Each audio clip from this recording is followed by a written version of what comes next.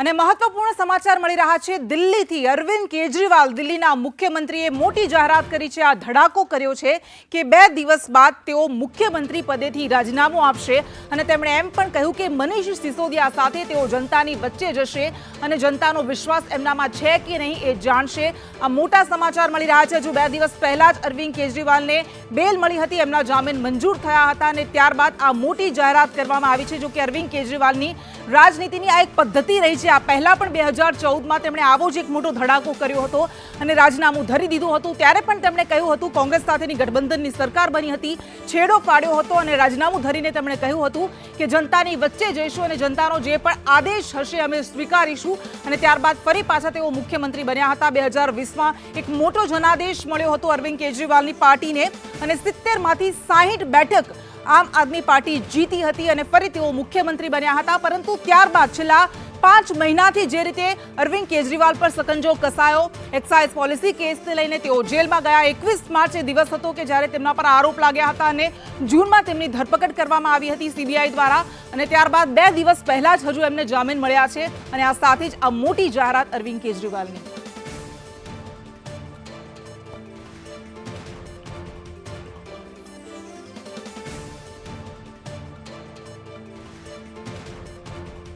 અને આપણી સાથે આઉટપુટ હેડ મનીષ પુરોહિત જોડાયેલા છે। મનીષ, અરવિંદ કેજરીવાલ કે જેઓ આવા ધડાકા કરવા માટે જાણીતા છે, એવું નથી કે આ પહેલી વખત એમણે કર્યું છે, આ પહેલા પણ આવું કર્યું હતું, પરંતુ આ એક ઇમોશનલ સ્ટન્ટ, જનતા વચ્ચે જઈશું, જનતાનો આદેશ હશે એ સ્વીકારીશું, તો એક ઇમોશનલ સ્ટન્ટ લાગી રહ્યો છે કે એક સોચી સમજી રાજનીતિક આખી ચાલ છે, સ્ટ્રેટેજી છે। કૃષ્ણ, બિલકુલ, કારણ કે અત્યારે જે આખું ભાષણ તમે જોશો પાર્ટી કાર્યાલયમાં, આમ આદમી પાર્ટીના કાર્યાલયમાં જે ભાષણ હતું તેમાં 2 વસ્તુ બહુ મહત્વપૂર્ણ હતી। એક હતી પોતાના હાથમાં રહેલી ભગતસિંહની ડાયરી, જેલમાં લખેલી ભગતસિંહની ડાયરી હતી અને એના દ્વારા એક મેસેજ આપવાની કોશિશ કે જેલમાં જ્યારે ભગતસિંહ હતા તો એમની ચિઠ્ઠીઓ પણ અંગ્રેજો બહાર લાવતા હતા।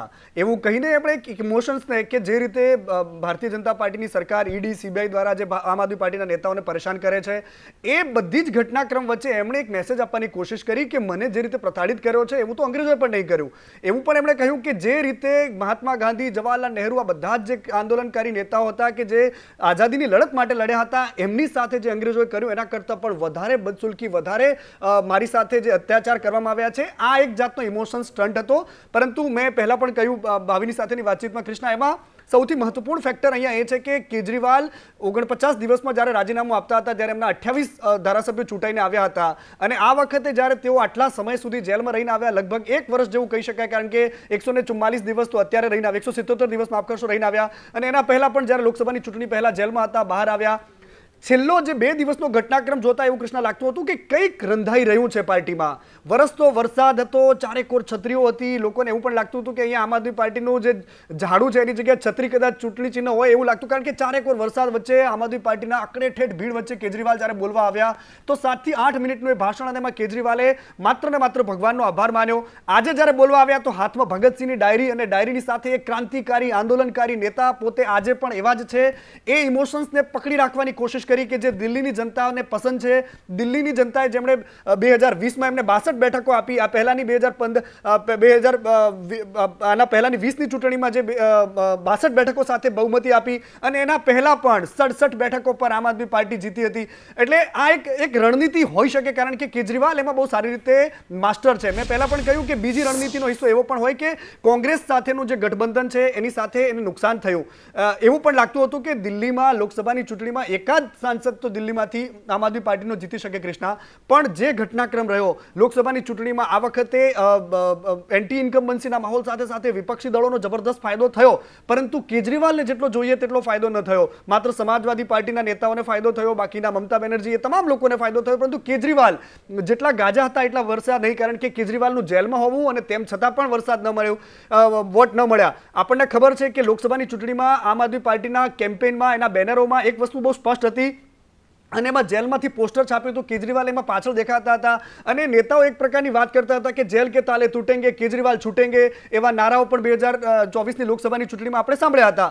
પરંતુ કેજરીવાલે એક મેસેજ આપવાની કોશિશ કરી છે કે હું મારા પર લાગેલો દાગ જ્યાં સુધી નહીં ધોઉં, જનતા મને મતોથી જ્યાં સુધી પવિત્ર નહીં કરે, મને અને મનીષ સિસોદિયાને બંનેને જ્યારે જેલમાં રાખ્યા છે, મને ફરીથી એકવાર બહુમત નહીં મળે અથવા તો મને ચૂંટીને નહીં મૂકે ત્યાં સુધી હું આ જવાબદારી નહીં નિભાવું। પરંતુ બહુ ઇન્ટરેસ્ટિંગ વાત અહીંયા નોંધવા જેવી એ છે કે જ્યારે પહેલીવાર કેજરીવાલ જેલમાં ગયા ત્યારે ત્યારે એક સિલસિલો રહ્યો છે, એક પરંપરા રહી છે કે જ્યારે તમને જેલ થાય છે તો અમુક સમય સુધીમાં તમે એનામાંથી રાજીનામું આપવું એક નૈતિક ફરજનો હિસ્સો ગણાતો હતો. અત્યાર સુધીમાં કોંગ્રેસ હોય કે ભાજપના મોટાભાગના નેતાઓ જ્યારે જેલમાં રહ્યા છે તો એમણે તરત રાજીનામા આપ્યા છે, પરંતુ સુપ્રીમ કોર્ટે આમાં દખલગીરી કરી. સુપ્રીમ કોર્ટે આ મામલામાં કહ્યું કે એ એમની નૈતિક જવાબદારીનો હિસ્સો છે કે એમણે રાજીનામું આપવું કે નહીં, કારણ કે મુખ્યમંત્રી રહી શકે છે. પબ્લિક એમને ચૂંટીને મૂક્યા છે, એમના પર આરોપ લાગ્યા છે, સિદ્ધ નથી થયા. અને છેલ્લે જ્યારે એમને જામીન આપ્યા હતા ત્યારે પણ સુપ્રીમ કોર્ટનું જે બહુ જ મહત્વપૂર્ણ અવલોકન હતું ને એમાં બે અલગ અલગ રીતે જોવાઈ રહ્યા છે કૃષ્ણા.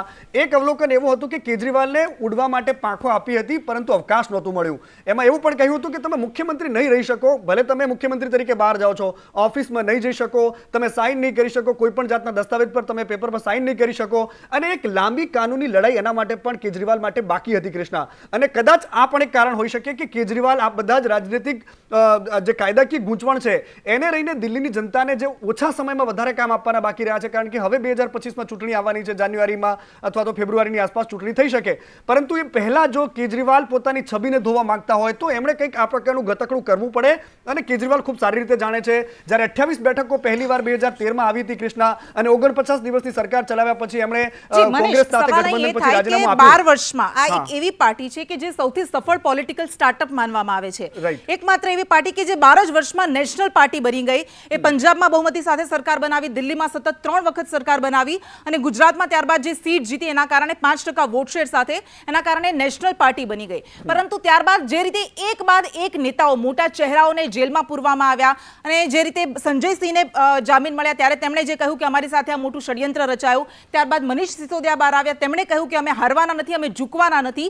અને અરવિંદ કેજરીવાલ બહાર આવ્યા ત્યારે જે હકડેટેડ ભીડ આપણે જોઈ હતી, જનમેદની જોઈ હતી એમના સમર્થનમાં, એમણે કહ્યું કે જેલનો બદલો અમે મતથી લઈશું. પરંતુ એ વચ્ચે જે પણ સર્વે થયા દિલ્હીની રાજનીતિને લઈને, ઘણા બધા સર્વેમાં એવું પણ આવ્યું કે અરવિંદ કેજરીવાલની લોકપ્રિયતા આ બધા કાંડને કારણે ધીમે ધીમે ઘટતી, કથિત કાંડને કારણે ઘટતી દેખાઈ રહી છે. તો શું લાગે છે કે એ કવર કરવા માટે આ એક મોટો સ્ટન્ટ? અને બીજું, હવે આના પછી બીજું કોણ હોઈ શકે મુખ્યમંત્રી પદે? કૃષ્ણા, એક તમારો પહેલા સવાલનો જવાબ એ છે કે જે રીતે મને એવું લાગે છે વ્યક્તિગત ધોરણે કે કેજરીવાલે આની પાછળના બે સમીકરણોને સાધવાની કોશિશ કરી હોય. પહેલું સમીકરણ છે કે એના પર લાગેલો દાગ છે એને ધોવા માટે માત્ર ને માત્ર પબ્લિકનું વોશિંગ મશીન કામમાં આવે છે, કોઈ રાજનીતિક પાર્ટી કે કોઈ પણ બીજી સંસ્થાઓનું નહીં. એ પણ ખૂબ સારી રીતે જાણે છે. પબ્લિકના વોશિંગ મશીનમાં ધોવા માટે માત્ર ચૂંટણી એક માત્ર સહારો હોય છે, અને એના માટેનું પબ્લિક સેન્ટિમેન્ટ એ સૌથી મહત્વપૂર્ણ ફેક્ટર હોય છે. પબ્લિક સેન્ટિમેન્ટ એ હતું કે કેજરીવાલ ક્રાંતિકારી નેતા છે. આમ આદમી પાર્ટીના નેતાઓને પોતે ક્રાંતિકારી, ભગતસિંહની પોતાની વાતો, એમનું જે સિગ્નેચર ટ્યુન છે કૃષ્ણા, એ પણ ભગતસિંહનું ફિલ્મમાંથી લીધેલું એક ટ્યુન છે. જ્યાં પણ તમે એમના કાર્યક્રમો જોશો ત્યાં એક ટ્યુન હંમેશા વાગતી હોય છે અને ભગતસિંહ ફિલ્મની એક ગીત છે. એક ક્રાંતિકારી મેસેજ આપવાની હંમેશાથી થઈ રહેલી કોશિશ. અને 2024ની લોકસભાની ચૂંટણીમાં આમ આદમી પાર્ટીનું ખાતું ન ખુલવું, અને બીજો એક રણનીતિનો હિસ્સો એ પણ રહ્યો કૃષ્ણા કે એમને ખબર પડી કે જનાધાર ઓછો થઈ રહ્યો છે. એક પછી એક નેતાઓનું જેલમાં જવું એક રીતે સાબિત કરે છે, ભલે સુપ્રીમ કોર્ટે અથવા તો કોઈ પણ કોર્ટે એમને દોષિત જાહેર નથી કર્યા, એમના પર લાગેલા આરોપ છે, કારણ કે આરોપ સિદ્ધ નથી થયા, હજુ પણ એ આરોપી છે, કોઈ ગુનેગાર નથી. એટલે એ એક સેન્ટિમેન્ટ છે. પરંતુ પબ્લિક વચ્ચે જે જતું સેન્ટિમેન્ટ છે એ છે કે એમના પર લાગેલા આરોપ, શરાબ ગોટાળાના જે આરોપ છે એની સાથે સાથે આખી સરકાર પર સત્યેન્દ્ર જૈન, મનીષ સિસોદિયા, સંજય સિંહ અને એમના જે એમાં મોટાભાગના નેતાઓનું જેલમાં જવું એક વસ્તુ બહુ સાબિત કરતું હતું કે દિલ્હીની જનતામાં એક મેસેજ જઈ રહ્યો છે. અને એ મેસેજ એવો હતો કે 2024ની જે ચૂંટણી થઈ એમાં લોકોએ બતાવી દીધું કે નહીં, તમે વિધાનસભા માટે ઓકે છો, દેશ માટે તમારી કોઈ જરૂર નથી. અને કદાચ આમાંથી કેજરીવાલે શીખ લીધી હોય. અને બીજું એમાંથી જે મહત્વપૂર્ણ તમારા સવાલનો જવાબ એ છે કે એમાંથી હવે કોણ હોઈ શકે છે. એ જ્યારે કેજરીવાલ જેલમાં રહ્યા, એની સાથે સાથે મનીષ સિસોદિયા જેલમાં રહ્યા, તો એક એવો ચહેરો હતો કે જે હંમેશાથી ટીવી પર આવતો હતો, હંમેશાથી લોકો વચ્ચે જતો હતો. જ્યારે પૂર આવ્યું, જ્યારે બાળકો ડૂબીને મરી ગયા, જ્યારે બેઝમેન્ટમાં જે આઈએસની તૈયારી કરતા હતા, એ બધાની વચ્ચે જ્યારે એક ચહેરો લોકોની વચ્ચે આવતો હતો એ હતો આતિશી. અને આતિશી સિંહનો એ ચહેરો હતો કે જેને આમ આદમી પાર્ટીના નેતાઓની સાથે સાથે દિલ્હીની જનતાએ પણ પોતાના નેતા તરીકે સ્વીકારી લીધા હતા. ભલે સુનીતા કેજરીવાલને બેકસીટ ડ્રાઇવિંગ કરાવતા હોય અથવા તો એમની વચ્ચે એક સંવાદનું માધ્યમ બનાવ્યા હોય, જેલમાં તેઓ જતા હતા, એમના મેસેજ આતિશી સુધી પહોંચાડતા હતા, પરંતુ આતિશી એક એવો ચહેરો રહ્યો. અને એ જ ઘટનાક્રમની વચ્ચે આમ આદમી પાર્ટીની મહિલાઓને લઈને કેવી રણનીતિ છે, મહિલાઓને લઈને કેવી સોચ છે, એ પણ જે રાજ્યસભાના સાંસદ હતા એમની પર જે લાગેલા આરોપ હતા, એમના જે પીએ દ્વારા જે ગેરવર્તણૂક કરવામાં આવી હતી, અને સુપ્રીમ કોર્ટે પણ ત્યાં સુધી કહ્યું કે આવા ગુંડાઓને મુખ્યમંત્રીના આવાસમાં કેમ રહેવા મળે છે, એ આખો જે ઘટનાક્રમ રહ્યો જે રાજ્યસભાના સાંસદ પર જે લાગેલા આરોપ હતા કૃષ્ણા, તો એ ઘટનાક્રમ પછી આતિશી એકમાત્ર એવો ચહેરો મને અત્યારની સ્થિતિમાં લાગે છે, કારણ કે મનીષ સિસોદિયા સૌથી ફેવરેટ માનવામાં આવતા હતા, પરંતુ તેમની પર પણ બિલકુલ એવા જ આરોપો લાગ્યા છે અને કેજરીવાલે ખુદ જાહેરાત કરી છે કે તેઓ નહીં હોય. હવે બે ચહેરા છે કે એક તો ભારદ્વાજ અથવા તો આતિશી હોઈ શકે છે, અથવા તો કોઈ બિલકુલ એક નવો ચહેરો લાવી શકે છે કેજરીવાલ, કે જે પોતાનો કહાગરો હોય. અને ત્રીજી અને મહત્વપૂર્ણ વાત એ છે કૃષ્ણા કે આમ આદમી પાર્ટી આ વખતે મુંબઈમાં પણ, નાસિકમાં, પુણેમાં, જે મહારાષ્ટ્રના મોટા મોટા સ્ટેટ છે એમાં પણ પોતાનો જનાધાર બનાવવા માટે એડીચોટીનું જોર લગાવ્યું છે. ભલે ગઠબંધનમાં હોય, પરંતુ ત્યાં પણ તેઓ સરકારમાં પોતાની ટિકિટ વેચણી વખતે પોતાની ટિકિટો માંગી શકે છે. બીજી, છેલ્લા ઘણા સમયથી ચાલતી આ પ્રોસેસનો હિસ્સો એટલા માટે પણ કહી શકાય કૃષ્ણા, કારણ કે હરિયાણામાં આમ આદમી પાર્ટીનું અકડું વલણ સામે આવ્યું હતું. જે ગઠબંધનમાં લોકસભાની ચૂંટણી લડ્યા હતા એ કોંગ્રેસની સાથે લડવાનો બિલકુલ ઇનકાર કરી દીધો હતો.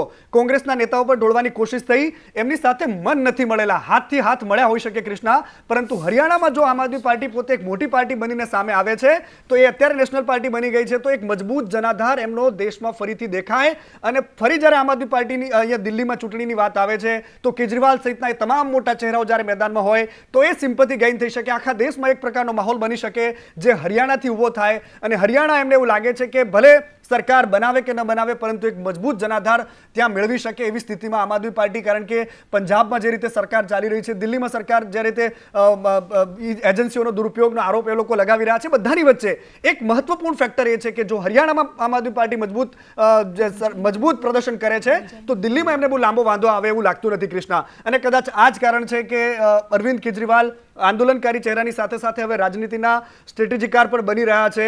જે રીતે એમણે એક ચહેરો, એક મમરો મૂક્યો હતો લોકસભાની ચૂંટણીમાં, આપણને સૌને ખબર હશે કે પ્રધાનમંત્રી મોદી જ્યારે એમના જન્મદિવસ પછી 75 વર્ષના થઈ જશે, તો કદાચ એ પ્રધાનમંત્રી નહીં રહે, અને અમિત શાહ જ્યારે પ્રધાનમંત્રી બની જશે, આ પ્રકારનો એક માહોલ બનાવવામાં આવ્યો. યોગી આદિત્યનાથ પણ જીત્યા પછી એમની શું હાલત થશે, આ વાત ભારતીય જનતા પાર્ટીને ઇન્ટરનલી તોડવા માટે, મનોબળ તોડવા માટે કેટલી મહત્વપૂર્ણ સાબિત થઈ, એ કેજરીવાલનું એક નિવેદન સાબિત કરતું હતું કૃષ્ણા.